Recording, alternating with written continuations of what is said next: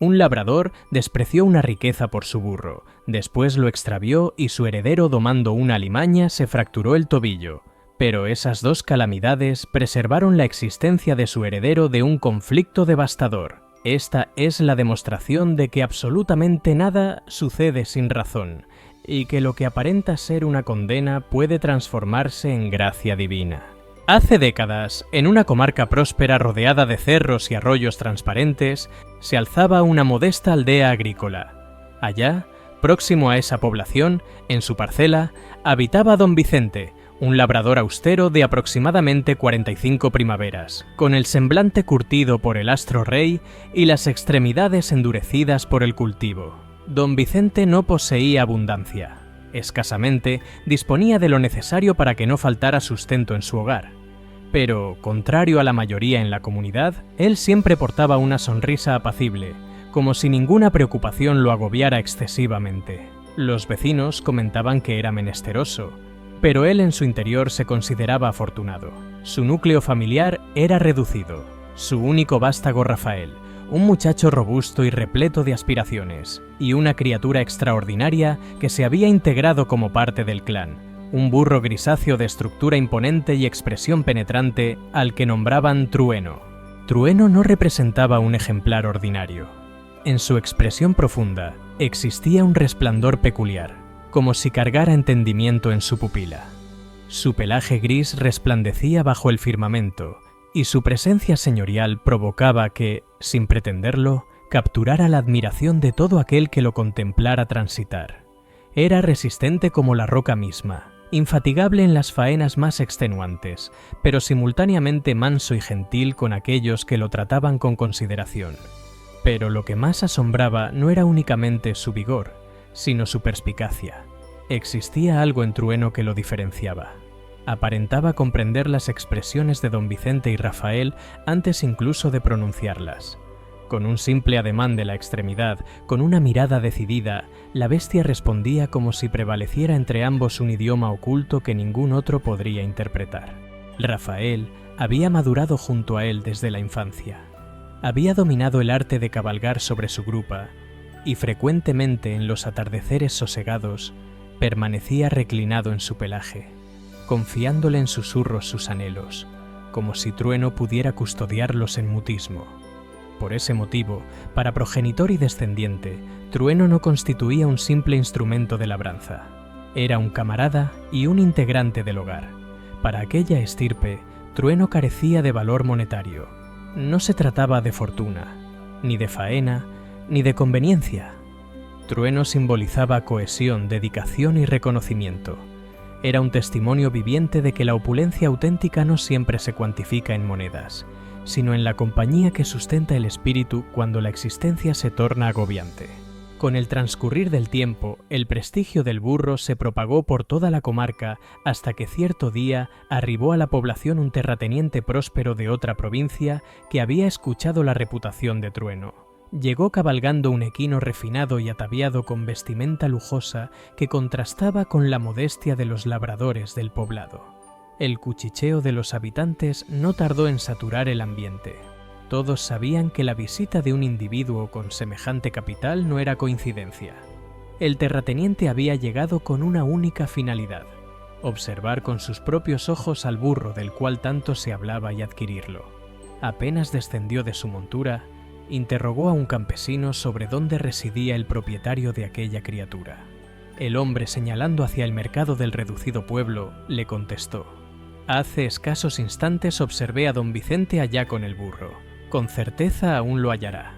Sin desperdiciar tiempo, el terrateniente acaudalado se encaminó al mercado y allí estaban don Vicente junto a Trueno. El labrador humilde compraba algunas vituallas básicas antes de retornar a su parcela. El contraste resultaba evidente: la sencillez del hombre y la imponente presencia del burro, que aparentaba protegerlo como un centinela fiel. Fue entonces cuando el terrateniente lo contempló de cerca y no pudo contener su estupefacción. Cuando observó al burro, el individuo quedó impactado. Jamás había contemplado un animal tan vigoroso y tan bien preservado.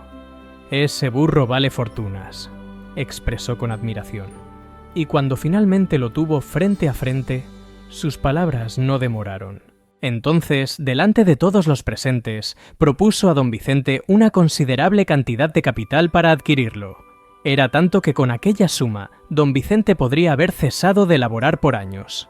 El pueblo permaneció en mutismo aguardando la contestación, pero para sorpresa de todos, don Vicente sonrió con tranquilidad y expresó: «Caballero, le agradezco su generosidad, pero este burro no tiene precio de venta. Trueno es parte de nuestra existencia, no podría intercambiarlo por capital». Las murmuraciones no demoraron en manifestarse. Algunos pobladores expresaron: «Este anciano está demente, rechazar tanto capital por una simple alimaña». Otros agregaron: «Es un insensato, continuará menesteroso hasta el fin de sus días». Pero don Vicente, sosegado como habitualmente, prosiguió con su existencia. Una madrugada, cuando el canto de las aves apenas iniciaba, Rafael acudió al establo a buscar a Trueno para dirigirse al campo a laborar y descubrió su ausencia. El corazón se le agitó. Convocó su nombre repetidamente, pero el burro había desvanecido. Corrió al campo, inspeccionó las vallas, indagó en los senderos de tierra, pero nada. La ausencia del animal saturaba el aire de un mutismo abrumador. Rafael recorrió toda la parcela, hasta alcanzar los límites con las propiedades vecinas. Transcurrió el día completo interrogando, inspeccionando potreros, incluso rastreando huellas que se difuminaban entre el fango y el pasto. Pero al descender la noche, exhausto y con el espíritu intranquilo, retornó sin ninguna respuesta. Rafael, con los ojos saturados de frustración, interrogó a su progenitor: «Papá, ¿cómo puedes estar tan sosegado? Perdimos lo más valioso que poseíamos». Don Vicente, con voz apacible, contestó: «Hijo, no aceleres tu corazón.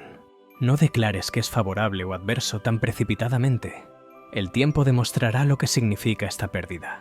Rafael, en silencio, no comprendió. Al amanecer subsiguiente, todavía con la esperanza encendida, progenitor e hijo fueron hasta el pueblo. Confiando en que alguno hubiera contemplado al burro grisáceo, interrogaron en el mercado, en el comercio, en las calles polvorientas, pero la contestación era invariablemente la misma. Ninguno lo había contemplado. Y entonces la noticia comenzó a propagarse como llama entre la población del pueblo. Cuando la noticia se esparció por el pueblo, los comentarios lacerantes no tardaron. «Observen, eso le acontece por no venderlo. Ahora lo perdió todo. Probablemente fue hurtado. ¡Qué calamidad!». Rafael descendió la mirada con los ojos humedecidos de impotencia. El dolor de haber perdido al animal le abrasaba el pecho. Pero don Vicente, en lugar de enfurecerse o contestar con ira, se mantuvo en silencio unos segundos. Posteriormente, con voz firme pero apacible, habló frente a todos. «Si Dios ha permitido que esto acontezca, es porque existe un propósito que aún no comprendemos. No precipiten su veredicto. Lo que hoy aparenta una calamidad, mañana puede revelarse como una gracia. ¿Quiénes somos nosotros para saber más que el Creador?». Las palabras del hombre sencillo sorprendieron a varios. Algunos permanecieron callados, otros torcieron el gesto y lo contemplaron con burla. Pero en el semblante de don Vicente no existía rastro de incertidumbre ni de temor. Mientras las risas del pueblo intentaban clavarle espinas en el corazón, él permanecía sereno como un roble que no se quiebra aunque el vendaval sople con furia. «Eres un insensato, Vicente. Perdiste lo único que valía en tu existencia, y todavía hablas de propósitos. Lo que posees es calamidad y nada más. Mírenlo. Aparenta que la miseria lo enloqueció, y su hijo está afligido. Hubieras vendido a tu burro al hombre acaudalado que días atrás te lo quería adquirir. Ahora ni bestia posees, ni capital». Las voces se elevaban con condescendencia, como si cada palabra portara la intención de humillarlo y hacerlo sentir diminuto. Y aún así, don Vicente no se dejó arrastrar por la marea del menosprecio. Su calma era un mutismo poderoso que proclamaba más fuerte que las burlas, un recordatorio de que la fe verdadera no depende de lo que se posee, sino de la fortaleza del espíritu. «La existencia no siempre nos muestra su verdad en el instante, amigos míos», prosiguió diciendo mientras posaba una mano en el hombro de Rafael. «Un día creemos que lo hemos perdido todo y al subsiguiente comprendemos que aquello que denominamos pérdida era en realidad un obsequio disfrazado. No contemplen la existencia solo por lo que sus ojos alcanzan hoy. Contemplen con paciencia, porque el tiempo es el único que sabe separar lo que es favorable de lo que es adverso. Rafael lo contempló con asombro. Su progenitor hablaba con una paz tan profunda que era imposible no sentirla. Y en medio de su tristeza, comenzó a comprender que tal vez la calma de su progenitor no era indiferencia, sino fe. Una fe que no dependía de las circunstancias, sino de la confianza en que nada acontece sin razón, que todo acontece porque así el eterno Dios Todopoderoso lo permite, sea favorable o sea adverso. Esa misma tarde, don Vicente y su hijo emprendieron el retorno a la parcela. El astro descendía lento tras los cerros, tiñendo el camino de tonos dorados. Rafael, con voz temblorosa, quebró el silencio. «Papá, te admiro por la calma que mantienes. ¿Cómo lo logras?» Don Vicente lo contempló con ternura y le contestó con serenidad. «Hijo, todo en esta existencia tiene un propósito. Aunque consideremos que las circunstancias se ven adversas, frecuentemente terminan para bien. Ya lo contemplarás. Ten fe, acepta lo que acontece y sobre todo agradece». Transcurrieron varios días de incertidumbre hasta que una mañana al amanecer, mientras el astro teñía de dorado los cerros, Rafael contempló una escena increíble. Trueno retornaba corriendo y detrás de él venían otros burros salvajes. El muchacho corrió emocionado. «¡Papá, contempla! ¡Trueno retornó! Y no solo retornó, nos trajo más animales». Horas posteriormente, la población del pueblo supo la noticia. El pueblo completo acudió a la parcela de don Vicente a contemplar el espectáculo. Los mismos que previamente habían criticado a don Vicente ahora expresaban: «¡Qué fortuna la de este hombre! ¡Es bendecido! Su menesterosidad se acabará». Pero don Vicente, sin orgullo ni emoción desmedida, solo expresó: «Quizás el burro fue en búsqueda de su manada y ahora ha retornado con ella. No denominemos fortuna a lo que aún no comprendemos». Rafael estaba saturado de una alegría que lo desbordaba, y todo por el retorno del burro. Lo abrazaba por el cuello y acariciaba su crin como si se reencontrara con un hermano perdido. Los otros burros permanecían a distancia porque eran salvajes, pero no se alejaban de la parcela. El muchacho sonrió con esperanza, convencido de que aquello era una señal del firmamento. Sin embargo, al contemplar de reojo a su progenitor, notó que don Vicente permanecía sereno sin permitir que la emoción lo dominara. Para Rafael era el retorno de la dicha. Para don Vicente era quizás una nueva prueba. Al día subsiguiente, Rafael despertó con el corazón rebosante de ilusión. Apenas la primera luminosidad del amanecer bañó los campos. Corrió al potrero donde Trueno pastaba acompañado de los nuevos burros. Desde la valla los observó con ojos saturados de esperanza, convencido de que aquellos animales podían traer un nuevo futuro para la parcela. Pero cuando intentó acercarse, los burros se alejaron con desconfianza. Bufaban, golpeaban el suelo con las patas y contemplaban con recelo cada movimiento suyo. No aceptaban ni su voz ni su presencia. Era como si levantaran un muro invisible entre ellos y el muchacho. Rafael sintió un golpe de frustración, pero al contemplar a Trueno tranquilo, pastando sin alterarse, comprendió que la confianza no se conquista de un día para otro. Si mi progenitor confía en que todo tiene un propósito, yo también debo hacerlo, se expresó con firmeza, y en ese instante adoptó una determinación. Dedicaría su tiempo y su fuerza a domar aquella desconfianza, a transformar a esos burros ariscos en camaradas de labranza y en parte de su hogar. Fue así como nació en él la determinación de comenzar a domesticarlos, aunque le costara horas, días y hasta meses de paciencia. Rafael comenzó a entrenar y domesticar a los nuevos burros. Transcurría horas completas en el potrero, acercándose con paciencia, hablándoles con voz suave, observando cada reacción para aprender a conquistarse su confianza. Los días se transformaron en semanas, y las semanas en meses de arduo esfuerzo bajo el astro y la precipitación. Múltiples veces terminó agotado, con las extremidades heridas y el cuerpo rendido, pero su espíritu jamás se quebró. Poco a poco, aquellos animales que al inicio lo contemplaban con recelo, comenzaron a aceptar su presencia hasta reconocer en él no a un extraño, sino a un camarada digno de respeto. Pero cierto día, mientras intentaba domar al más bravo, el animal lo derribó con violencia. Rafael cayó al suelo y su pierna se fracturó. El dolor era insoportable, y como si el infortunio atrajera lenguas venenosas, algunos del pueblo que transitaban por la parcela de don Vicente contemplaron la situación. Eran los mismos que tiempo atrás se habían reído de él cuando perdió a su burro, y retornaron a murmurar con crueldad: «Ya contemplen, esos burros trajeron calamidad. Ahora su hijo está herido». Rafael apretó los dientes con lágrimas espesas resbalándole por el semblante. «Padre, ahora sí no me expreses, que esto no es adverso. Contempla lo que me aconteció», expresó entre sollozos.